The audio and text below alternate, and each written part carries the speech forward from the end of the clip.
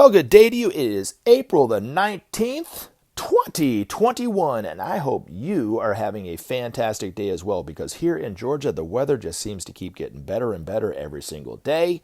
It just doesn't look like it's going to stop anytime soon. And as a character from The Simpsons, Disco Stew, once said, if these trends continue, hey! Now, if this is your first time ever listening to Search for Signs, I do want to welcome you and thank you to this channel. My name is Gary Willing, and briefly about what we talk about the emergence of Maitreya and the Masters of Wisdom. We talk about why are they returning now to the everyday world, what does it mean that they're doing so, and why is it important that they're coming back, and of course, what does it mean for you? Now, we have over 350 videos where we talk about this, but the most important thing that we talk about on this channel is that we are one. And if you go back and listen to any one of these videos, the underlying message, I might not have said it like that, but the underlying message of each one of these videos is that we are one. And that's nothing new. You know, we've all heard that before. Now, for some of us, it might be true. Others, it might be this lofty ideal that can never happen, right? And there's, it's kind of like a utopian idea, right? Others, it's just a bunch of words, and it doesn't really have a lot of meaning to it, right? But the truth is that we are one. And what we talk about on this channel is that there's evidence that we are one. The first is quite pleasant. The second is quite unpleasant. But in their both ways, they're signaling to humanity that we are one. And it's time that we start to manifest it in real life, in our political structures, in our economic structures, in our educational structures, and so forth. And there's ways to do it. And the ways to do it are quite simple.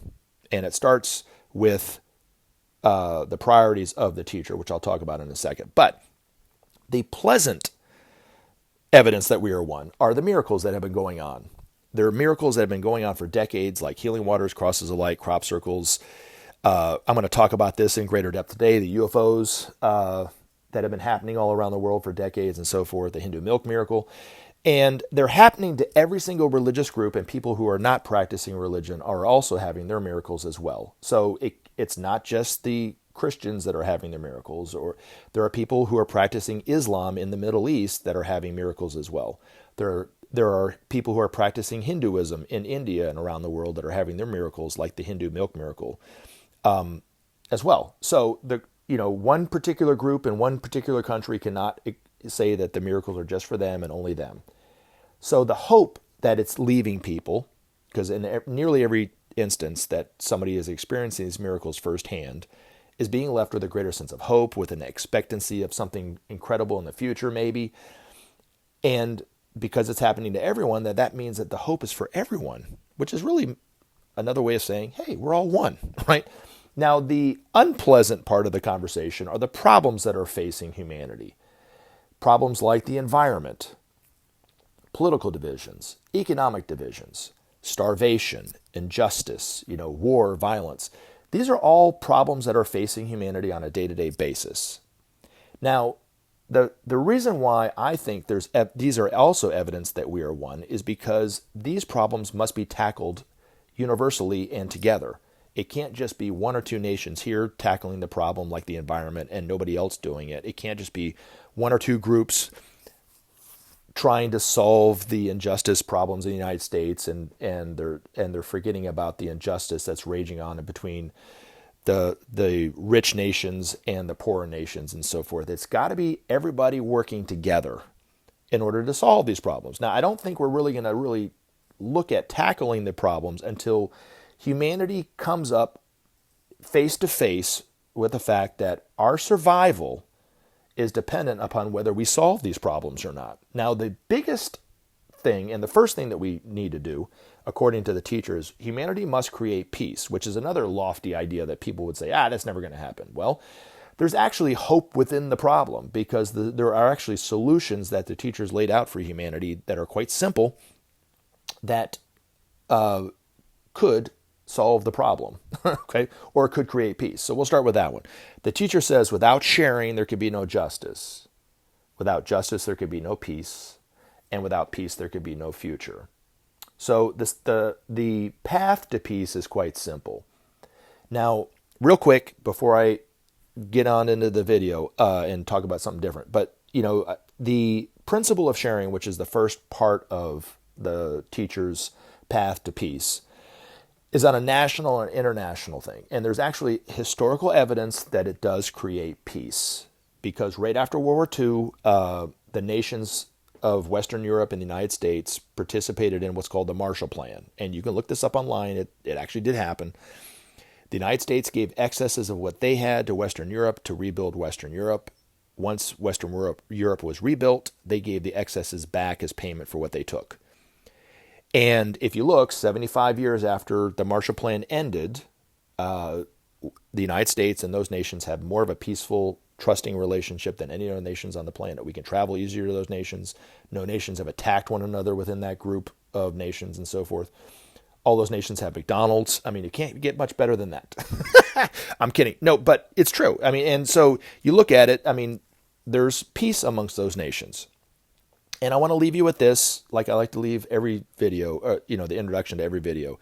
What would life look like on planet Earth if peace was created amongst those nations 75 years ago, and when it stopped, it's still creating peace?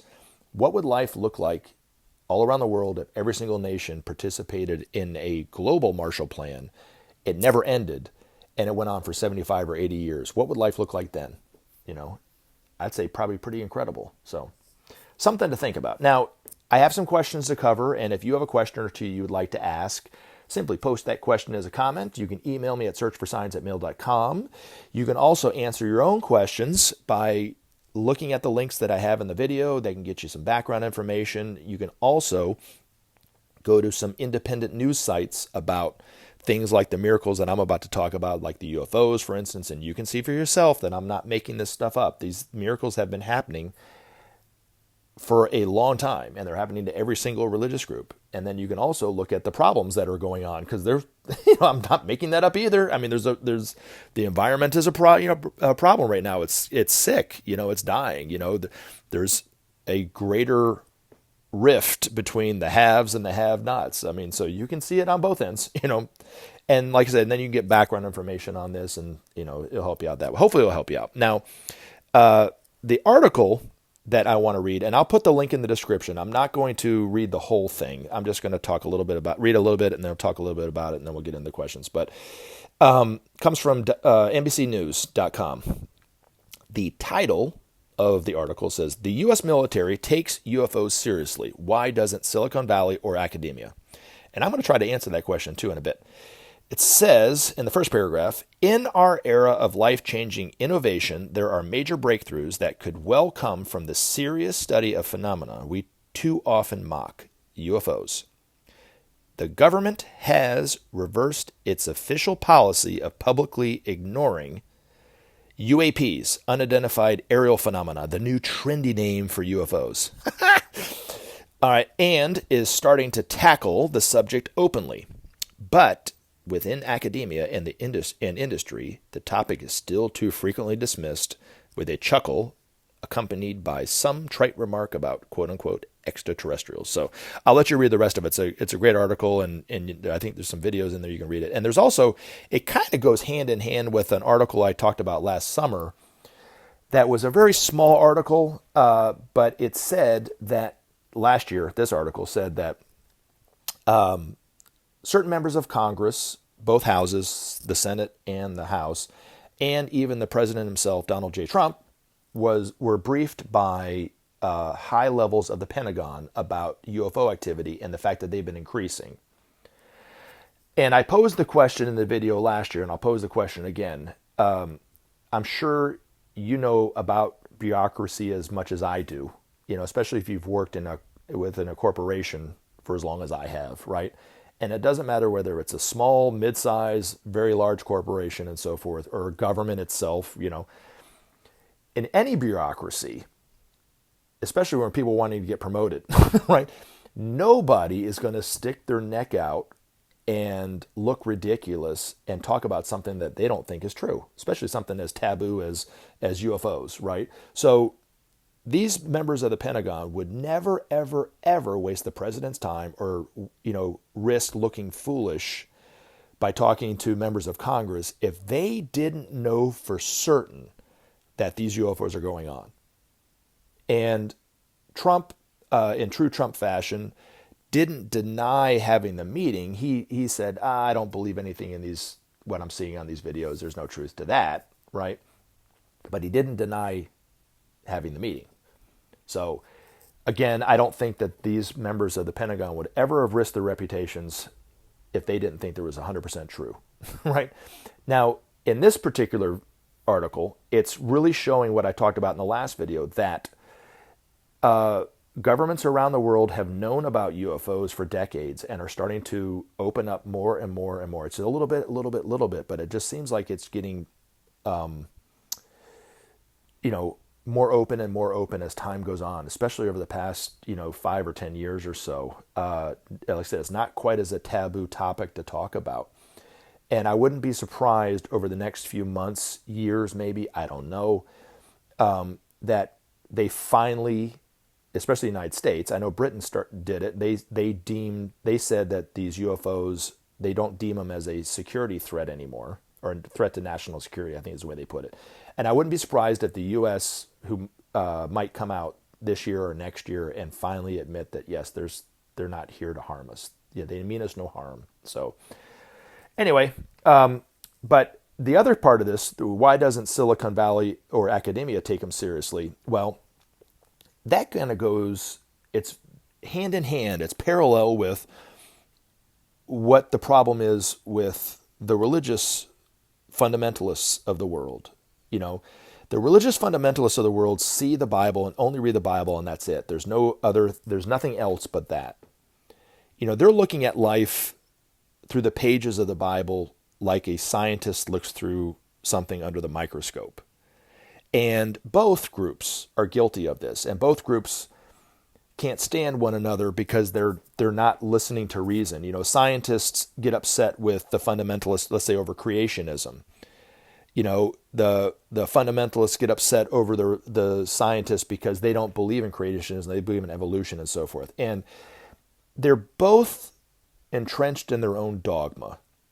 And when information comes out about, let's say, UFOs, good example, right? Scientists poo-poo it because they don't understand the science. The fundamentalist gets totally emotionally triggered about information about, let's say, the masters, about peace, about UFOs even, about evolution, because it's not written in the Bible. It's the same thing. You know what I'm saying? It's dogma, right? And, both groups need to look at it like, let's say a fundamentalist looking at UFOs, rather than automatically dismissing it as signs from Satan, right? Might look at it and go, I don't know. It's not written in the Bible, but I don't know, right? Just as the scientists of today should look at UFOs and go, it's not a science that I'm aware of, but I don't know. Maybe there is some truth to this or not, and have more of an open mind. I think that'd be a healthier way of looking at it. You see what I'm saying? So anyway, all right, let's get on into the questions. All right, so the first question comes from Emily Cappy. Hey, Gary, your shows have been very provocative lately, and I've been enjoying them a lot. They really resonate with me, and I feel a strong connection to the information you share. I'm going to stop right there real quick. First of all, it is my pleasure, and you're welcome, and thank you for the comment, because I really appreciate that too. And I want to comment here too. I think you said it perfectly. They resonate with me, and I feel a strong connection to the information you share. Right? You didn't say my information, and I thank you for that. That's very important to bring up. It might sound petty that I'm bringing it up. This isn't my information, and you said it correctly. Like, this is information that we all are. It's for everyone, right?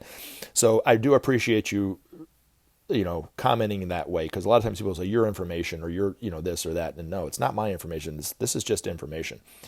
I just wanted to know, are there any native or indigenous masters of wisdom? If so, can you tell us their names and share something about them? Okay, so in physical form right now, I am not aware of any Native American masters of wisdom. I'm not saying there isn't any, I'm not aware of them. Okay, the only 4 masters I know that are living in the United States are the ones that Benjamin Crumb talked about. One in New York, one on the outskirts of LA, one on the outskirts of San Francisco, and one in the Ozark Mountains. That's it. Now, there are other masters in Central and South America, but not very many. They might be in what would be viewed as Native American or indigenous bodies. But it'd be kind of hard to pinpoint, we've all been Native American, Indian, Chinese, European, Caucasian, Africans, it's just, we're all over the place when we incarnate. So any one of these masters might have been a Native American, but aren't now, you know what I mean? So that's, and I'm sure in the future there might be more of each one of the races masters of we would say, oh, there's an African master, there's a this master, there's a Chinese master, that same. So, but right now there's just a really, really tiny group of masters, So I don't know if every single race and creed is represented by these group of masters. I know that all the masters are male, and I know that people have, over the years, have commented, well, why aren't there any female masters? Well, it has to do with an energetic thing, not so much a misogynistic, thing at all, right? And in the not so distant future, not right away, but in the not so distant future, the first female master to incarnate in physical form will be the master who was the Madonna. And then more and more masters will take female bodies after that. But it has to do with the anchoring of the spiritual energies that these masters manifest. And it's easier for them to do that while in male form, not in female form. So each gender body has a different energetic pole to it. And so it's better and more efficient for the masters to use male bodies is what it amounts to. So now, the other thing is there might have been masters coming out of the Native American groups over the centuries, and they didn't stay here, and they went off to a higher planet or Sirius, which is another solar system kind of close by our solar system. And just to give you a heads up about that, most masters and most individuals, when they become a master, choose to go to Sirius and not stay here on this planet. And so the evolution is so rapid on Sirius that it's, I guess, very alluring for a person to go there.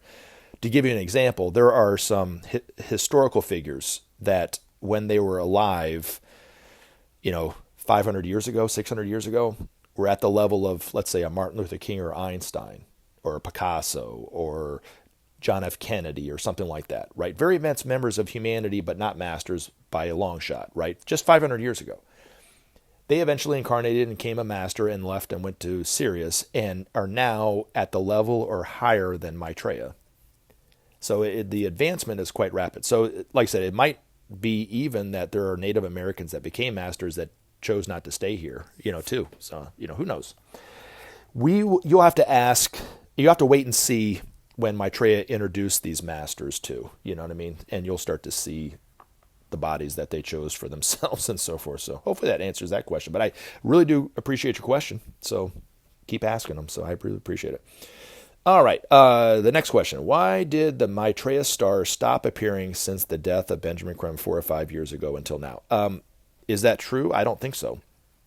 The star that you're referring to started to appear around Christmas of 2009 and was really only around until the Norwegian spiral took place, and then it was announced that Maitreya gave his first interview.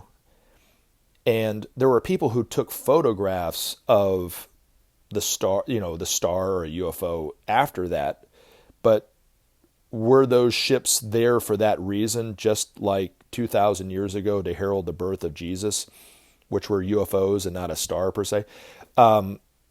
I don't think so. I think that their purpose for being the quote-unquote star of Maitreya had ended when Maitreya gave his interview on TV, or not long after that.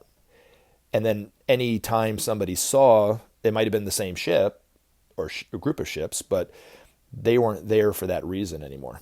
And I know when Benjamin Crumb made the announcement of the star, if you look up at the sky, there was just huge, it looked like Venus, like this, how tiny Venus is, but it's a planet, so it's bigger than a normal star, right? It was like 10, 20 times that size. It was huge. And I remember reading an article, a local person that went to the University of Georgia actually wrote, they were kind of, I was reading the email that they published in this website, that this student who was not an astronomy major, but just was taking astronomy, saw the star and mentioned it to his professor. And of course, his professor, it's nothing, right? That's just a whatever, blah, blah, blah, blah, blah, right? But he saw the star, he saw the star of Maitreya. It was like, Professor, what is this, right? But, and I know I had seen it many times, and it looked big, and it would switch size from one side to the other. It would flicker all sorts of lights and look like it's moving around and get bigger, smaller, and that kind of stuff. I had a friend who, when he was vacationing in South Carolina, there was 4 ships that actually made up the quote unquote star of Maitreya, so that every corner of the earth could see it at the same time, kind of thing. And he saw all 4 of them. All 4 of them appeared at the same time over the ocean, and most of his family along with them saw it. It was like one appeared, then another one appeared, then another one appeared, and then another one appeared. And then he looked up, and there was just thousands of flickering UFOs all in the sky. He said it was quite an extraordinary experience. But again, I don't think that it ended right when Benjamin Creme died, and certainly UFO activity hasn't ended, because the article I read was talking about UFOs, and last year, the Pentagon, like I said, briefed even the president about increased activity of UFOs. So it was just that they had a specific purpose, and that specific purpose ended once Maitreya was giving interviews on TV. And now he's given dozens and dozens and dozens of interviews on TV. So hopefully that helps. All right. The next question, or suggestion actually, comes from Piera. I suggest you write also the invocation for the new era. I'm assuming you mean the prayer for the new age that Maitreya gave to Benjamin Creme.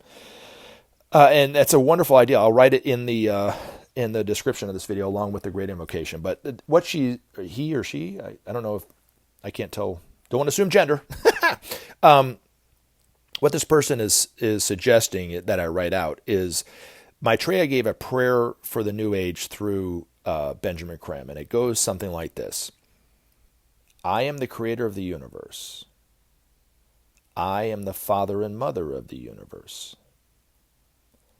Everything came from me. Everything shall return to me. Mind, spirit, and body are my temples, for the self to realize in them my supreme being and becoming. And this prayer is supposed to help you realize the self too. And I really do thank you as a great suggestion. So I will put it in there. All right. Next one comes from Regina. Hi, Gary. I'm a part of the Share International group here in Dallas and very glad you're doing this program. Oh, you're very kind for that, Regina. Thank you.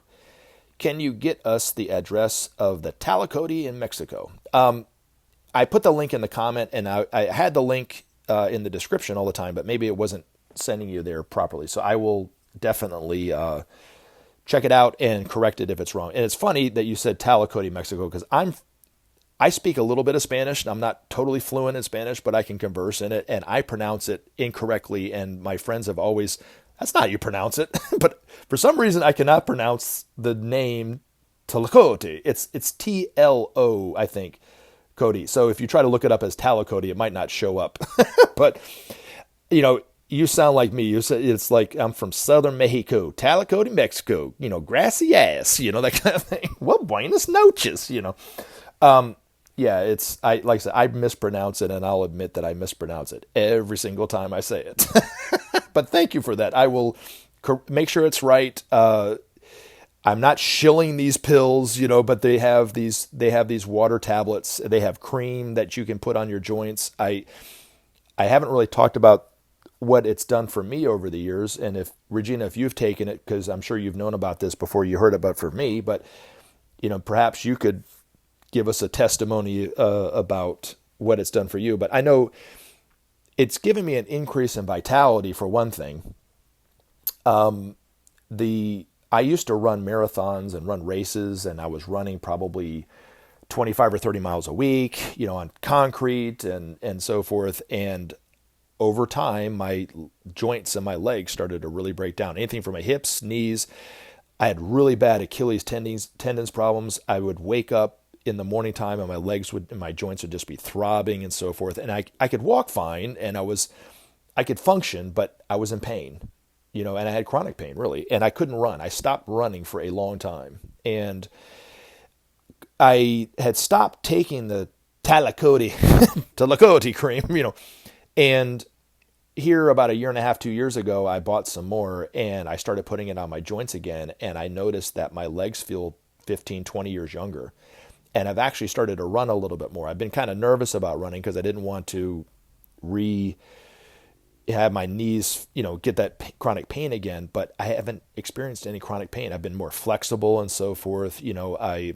It's just really amazing what this cream does to your joints and so forth. I put it on my hands, that kind of thing. And it kind of leads me to the next one where it says, if there's healing water in Mexico, why not tell the world to fetch instead of vaccine to cure the virus COVID? Okay, well, one thing that the waters I've noticed don't do, and the cream doesn't do, is it doesn't get your hair to grow back. Because I'm still bald. Well, I mean, why not do both? You either take the vaccine or you don't. There's so much going on. It's just been politicized all sorts of ways. The water definitely would help if you got COVID, for sure. But yeah, I'm telling the world now, on my little itty bitty little channel, I would say, if I had a suggestion, I would say take the vaccine, but why not do both? But appreciate that very much. I really do, for the comment. I was trying to think if there's anything else I can say about that, but I don't think so. I think we're all good. But anyway, all right. Now, one of the many, I'll leave you with this. One of the many concerns that people have about the Christ and me calling him the Christ and it's not Jesus and so forth. I'm going to start reading some of the teachings that Maitreya is giving from the book, The Laws of Life. And I haven't really done this at all. And when I picked up this book, I was like, why don't I talk about this? Because this really is kind of an introduction to the teachings of the teacher that he'll be teaching us long into the future. But this is what Maitreya says about Maitreya himself. He says, in Maitreya's view, titles like the Messiah, and you can also say this about the Christ or the Imam Mahdi or the Kalki Avatar, can lead to illusion. Although some may find the qualities of Jesus in him, quote, those who look for me as the teacher are nearer the mark. That's why I like to call him the teacher all the time. For that is what I am. That's what Maitreya says. I seek to express that which I am through you, for this I come. The true quality of the teacher will be seen in the teaching. The master is within you. If you follow the disciplines of life, the teacher teaches you. The master reveals himself within you. Do not be attached to the human form. The living truth is a matter of experience, Maitreya adds. I cannot be monopolized. I belong to everyone. And then he says about the master within, quote, First you are the disciple when you realize, as Jesus did, that, quote, the Father and I are one. You become the master. The master is within you. The Almighty is within you. Light itself is a master. So those are two of the teachings of Maitreya. So hopefully that will help. And hopefully you listen to the video all the way through, because I don't normally talk about it. I'm going to start talking more about his teachings in the videos I put up from now on. But I will leave you with something that Maitreya said to me, and I want to share with you. It was an experience that I had with Maitreya some time ago. He said, you'll see him on TV real soon, and we're going to change the world together. Have a great day. Remember to take action and help SOP save our planet. Thanks for listening, and we look forward to talking to you again in future videos.